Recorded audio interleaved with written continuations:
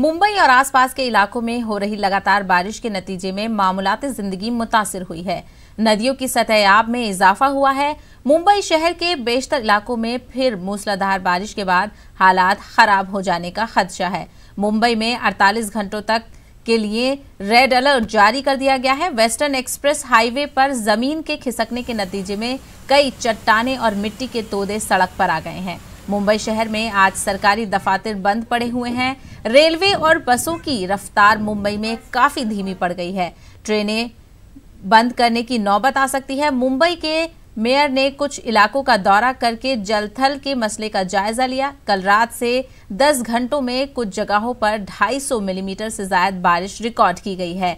आज बॉम्बे हाईकोर्ट ने तमाम 5 पंचों ने भारी बारिश और शहर में सैलाब जैसी सूरत-ए-हाल के चलते तमाम केसों पर समाअत की कार्रवाई कल तक के लिए मुलतवी कर दी है। मानसून के फिर सरगर्म हो जाने के बाद मुंबई शहर में सूरत-ए-हाल बिगड़ गई है।